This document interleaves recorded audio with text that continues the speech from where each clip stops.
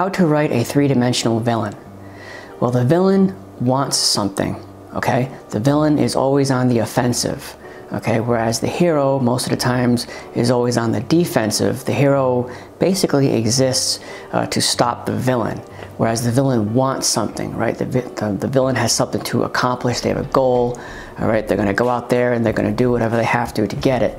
The villain wants whatever he wants, right, to benefit himself. Okay, they're very selfish, right? The villain, they are full of pride. Whatever they're going to do to break the law or to hurt someone, they want to do it for themselves.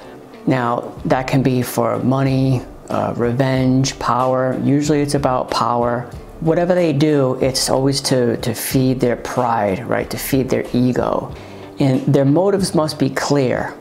Okay, as an author, as a writer, when you're going to write the villain, you know, you have to make darn sure that that their motivations for being the villain, you know, make sense. If you're going to make a villain, a three-dimensional villain, right, you have to make their motives clear. Why are they doing what they're doing?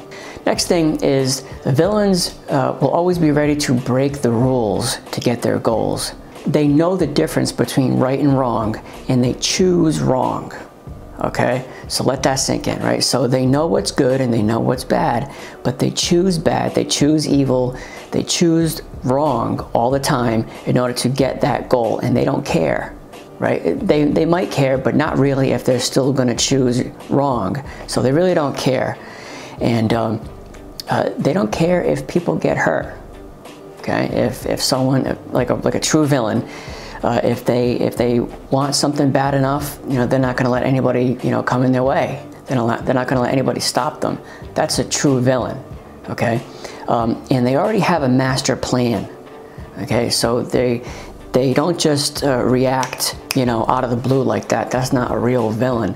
A villain has a goal and he has a plan already set out, right? So he's like 3, 4, 5 steps ahead of everybody else. That's a master plan. That's how you're going to write a good villain, because they're going to be intelligent. As the audience is experiencing your story and they're learning about the villain, you know, if you just write like a two-dimensional cardboard cutout of a villain and, you know, they don't really have any backstory, or you don't really feel bad for them, you don't really understand why the villain is doing what they're doing, then that's not really going to work, right? You want to make the villain just as three-dimensional as the hero is, okay? Now this can get kind of tricky because you have to make the reader understand why the villain is doing what they're doing. So in order to do that, you have to make the reader conflicted. You know, it's like, what would the reader do if they were in the villain's, you know, perspective? Would they choose right or wrong to get their goal? You know, maybe they would, maybe they wouldn't, okay? But if you can make the reader question, right, their own morals as they're reading your story, then you have written a very good three-dimensional villain. So basically, villains are a teaching tool for the audience, okay? They're basically saying that, you know, the villain knows the difference between right and wrong, right? And they choose wrong, and they usually suffer the consequences because they have chosen wrong, right? So, I mean, all art is a teaching tool anyway. It's all meta to some extreme or another. And the villain is like a right in your face, directly right there message to the audience that says, hey, listen, if you choose wrong, this is what's going to happen to you.